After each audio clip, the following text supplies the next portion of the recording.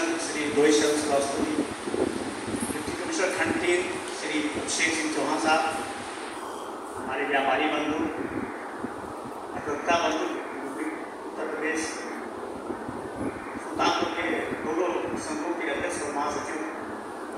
और हमारे ऑफिस के अन्य, हमारे डिप्टी कमिश्नर चौहान साहब ने कुछ छोड़ा नहीं कि हम कुछ पंजीयन के बारे में कुछ बोले, सब कुछ बता दिया। कहने को है लेकिन क्या पंजीयन अब बड़ा चला तो जागरूकता के है, इसमें दो कुछ समस्याएं हैं। पंजीयन में देखिए जीएसटी में सबसे बड़ा फायदा जो हुआ वैट की तुलना में, बिक्री कर की तुलना में, देखिए बिक्री का जब था टैक्स कम मिलता था, तो यूपी के बाहर से माल आता था तो टैक्सेबल था, या यूपी के अंदर मैन्युफैक्चर था तब टैक्सेबल, अदरवाइज और जब एसटी टैक्स भरा और हो गया कहीं कुछ वैट आया, वैल्यू एडेड टैक्स, तो हर स्तर पे टैक्स देने की बात आई, सरकार को रेवेन्यू मिल रहा, लेकिन उस समय सबसे बड़ी समस्याएं थी चालान की और एक फॉर्म की व्यापार कर रहे। हम लोग रात में 10 से 11 बजे के साथ फॉर्म के लिए लाइन में लगे रहते थे, व्यापारी लगा रहता था, आज फॉर्म नहीं है तो किसी तरह मैनेज करा दीजिए, क्योंकि जब फॉर्म नहीं है तो टैक्स कहाँ से जमा करें। कुछ अच्छे अधिकारी होते थे, किसी दूसरे फंड से एडजस्ट करवा देते थे, चालान जमा किया साहब, चालान ही नहीं मिलता था, आजकल PCR बनवा रहे हैं। तो जीएसटी की दो समस्याओं से उसका समाधान मिल गया, एक विभाग जाने से कि आप चाहे 12वें रात में निकाल करवा दीजिए ई में, और चाहे जब भी करवा दीजिए, और चालान आप जमा कर रहे हैं आपका मिसप्लेस नहीं होना है, पोर्टल के साथ करने का। एक दिक्कत आती है जो जमा करने वाली बात हो रही थी कि रिटर्न सब्जेक्ट में जाता है, तो हम अगर कोशिश करते हैं, मेरी शुरू से आदत रही है कि मैं 15 से 20 तारीख तक अनुसार मैं बता रहा हूँ कि मैं लिख देता हूँ कि पेनाल्टी मैं नहीं जमा करूँगा, अगर आप कागज दिन पहले दे जाओगे तो समय से रिटर्न चला जाएगा, तो क्या पेनाल्टी की जिम्मेदार आप हो नहीं, कुछ लोगों ने जमा किया है, तो उसमें दिक्कतें आई हैं 17-18 में, तो अगर आप समय से रिटर्न दाखिल कर रहे हैं तो आपको कोई समस्या नहीं, सिर्फ ITC सारा मैटर होता है, और ITC का फंडा जीएसटी में सर है। अगर ITC आप सही क्लेम कर रहे हैं, गलत क्लेम नहीं कर रहे हैं, तो आपसे पूरी नहीं होगी। तो बता रहे थे कि हमारे अध्यक्ष तमाम आई नोटिसें आपकी आ रही, आपकी नहीं आ रही, वही कारण है, कहता है तुमने वकील साहब से भरे नहीं है, हमारे अकाउंटेंट ने गलत भर दिया, क्योंकि ऐसा कुछ है नहीं, आपका जो भरा गया वो पोर्टल में अगले व्यापारी ने GSTR नहीं दाखिल किया तो शो नहीं कर रहा है, तो मिसमैच हो गया साहब, तमाम सब ऐसी दिक्कतें आएंगी, तमाम बहुत ऐसे धीरे धीरे उस समस्याओं का समाधान हो रहा है, और अब लोग रेगुलराइज हो रहे हैं, अब महसूस हो रहा है कि समय से दाखिल कर देंगे तो चैन की दिन सोएंगे, ये तो सही है। जीएसटी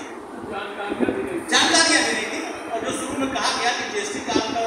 साहब इसमें है नहीं, इनको कुछ कह नहीं सकते कि पड़ोसी भर सकते हैं, आज होता कई सर आपने भर के दिखा दो, इतनी जरूरताएँ कि अधिवक्ता तो कितने बेचारे कारण छोड़ दिए कि हमारे बस की बात है नहीं, और व्यापारी भी जब तो खुद परेशान रहता है और हम अधिवक्ताओं देता तो हम लोग टेंशन झेलते हैं, व्यापारी टेंशन रहता है। सबसे अगर ज़्यादा जीएसटी फायदा है, दूसरे क्लेम की बात है, जैसे आपने जहाँ साहब ने कहा वैट में 5 लाख था, अगर आप व्यापार रजिस्टर हो गया तो आपको 10 लाख मिलेगा, 5 लाख सेंट्रल, 5 लाख स्टेट, 10 लाख। सबसे अच्छी बात है कि कोई कैजुअलिटी होती है और व्यापार अच्छी स्थिति में नहीं है या कोई है नहीं करने वाला, तो उसको अगर रजिस्टर्ड व्यापारी है तो 10 लाख उसको मिल जाएगा। ये मुख्यमंत्री जी की योजना है, बहुत अच्छी योजना है, इसीलिए ज़्यादातर लोगों को करना चाहिए। अच्छा, पंजीयन की बात जहाँ तक आई, देखिए पंजीयन में भी दिक्कतें बहुत आ रही हैं। दिक्कत क्या होता है कि जैसे हम लोग के पास कोई आता है तो फर्जी पंजीयन नहीं कह रहा था,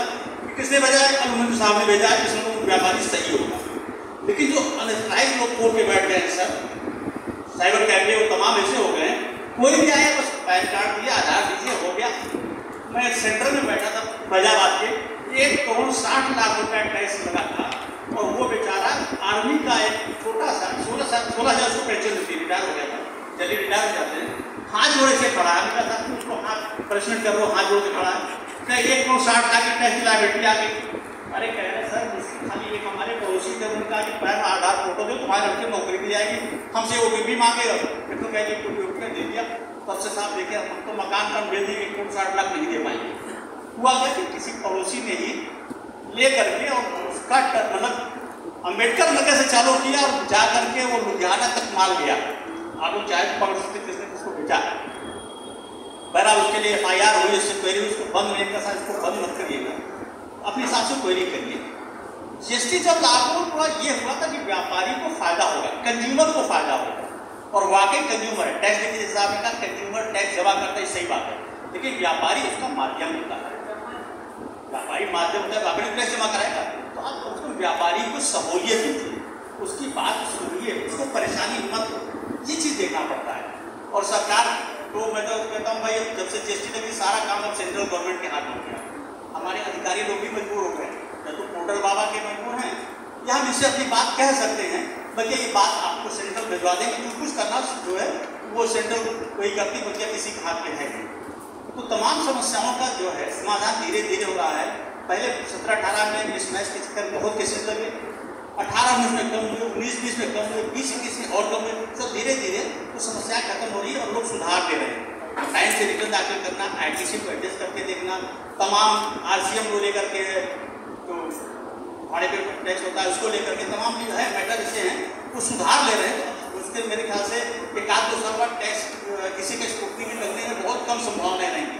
तो आराम से आप टैक्स जमा करिए, समय से रिटर्न जमा करिए और जीएसटी के जो फायदे हैं उसका आप आनंद लेते रहिए। बढ़िया समस्याएं तो बहुत है, जैसे हमारे यहाँ हमारे सचिव जी ने कहा कि 17-18 के साथ वैट के कुछ केसेस हैं, 8-9-10 शुरू का मामला नहीं जानकारी है,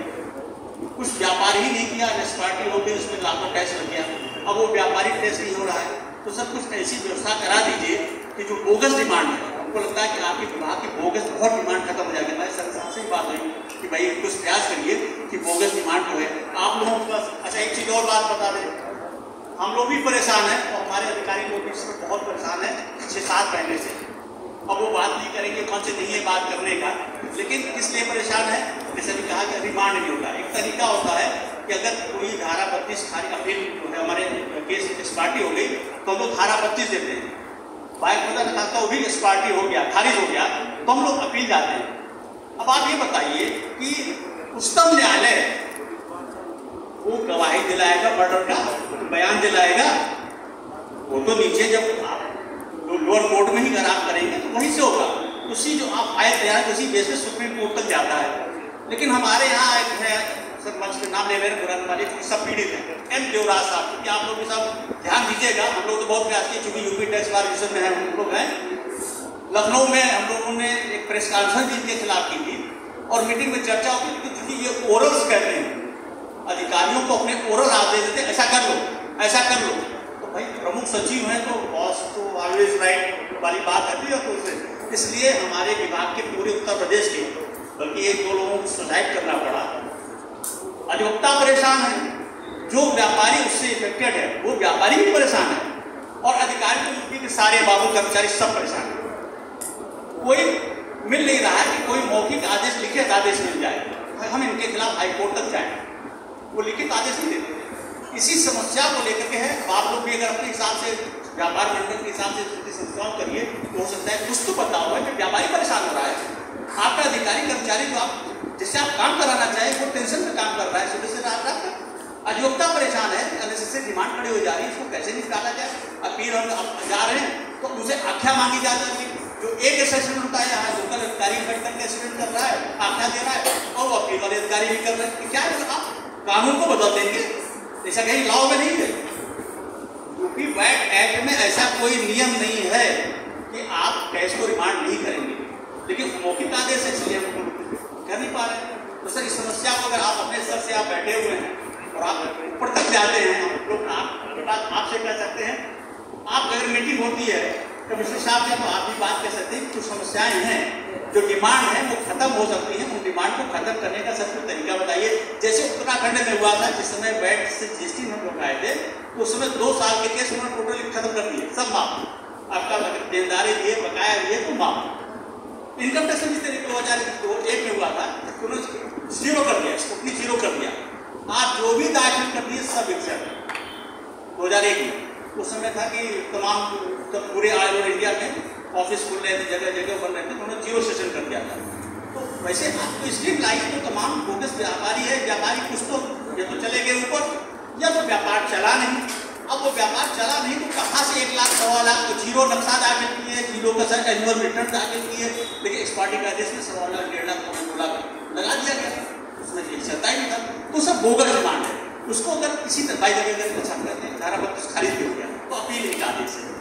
कोई ऐसा कुछ रास्ता निकल आता है। आप लोग सरकार से कहें कुछ नया कुछ ले आओ और उससे व्यापारी का बोगस डिमांड खत्म हो गया, अब वो अपील नहीं जा सकता क्योंकि व्यापार खत्म हो गया, वो खत्म हो गया, व्यापार है नहीं, न वो वकील साहब को फीस देने लायक है, कोर्ट में जाएगा तो कोर्ट फीस देने लायक नहीं है। तो ऐसी समस्याएं हैं कि अच्छा व्यापारी सर आपको टैक्स मिलता है जिससे सरकार ने पूरे देश की प्रथा चल रही है, जितने भी विकास के कार्य हैं वो रेवेन्यू से चल रहा है, और रेवेन्यू कहाँ से मिल रहा है? वो व्यापार से मिल रहा है, चाहे वो जीएसटी हो, चाहे वो इनकम टैक्स हो, चाहे सर्विस टैक्स हो, चाहे एक्साइज हो, चाहे और भी तमाम जो है बहुत रेलवे है, उसमें देखकर हर चीज़ है, सबसे रेवेन्यू जब जनरेट हो रहा है तभी तो देश विकास के ऊपर जा रहा है। हम विकास कैसे करेंगे? रेवेन्यू कैसे नहीं? अब आप बताइए अप्रैल के सबसे ज़्यादा रेवेन्यू मिला 2,37,000 करोड़ लगभग, क्यों सर? अब आप बताइए कब है? 2,37,000 माने रखता है, आप क्या करेंगे? अब साल भर जोड़ लीजिए, व्यापारी टैक्स तो दे रहा है, आप मेहनत कर रहे हैं, हम बीच की कड़ी हैं, व्यापारी से दिलाते हैं, व्यापारी कलेक्ट करके जमा कर रहे हैं, व्यापारी की ईमानदारी पे विश्वास करें, व्यापारी के सबूत ये कि वो शायद काम नहीं किया है, गलती से वो अपीयर नहीं हुआ, उसका एक्सपार्टी टैक्स लग गया है, तो समस्याएं तमाम है, उसको फिर बैठ के बात करेंगे, बहुत ज़्यादा चर्चा का विषय नहीं है। तो आप आए और आपके बारे में बता दो, बहुत सज्जन अधिकारी हैं, हम लोग कुछ मैटर पड़ता है तो हमारे यहाँ बाहर के घरों साहब एक लखनऊ में प्रेसिडेंट वो अरे हमारी समस्या निभाइए, तो साहब अच्छी तरह जानते हैं, पता नहीं बहुत अच्छे सज्जन अधिकारी हैं, और ज्वाइंट साहब भी हमारे बहुत सज्जन जैसे दो रहे हैं, सर साहब कर रही हैं। आप सभी का बहुत बहुत स्वागत, अच्छा कार्यक्रम आपने किया,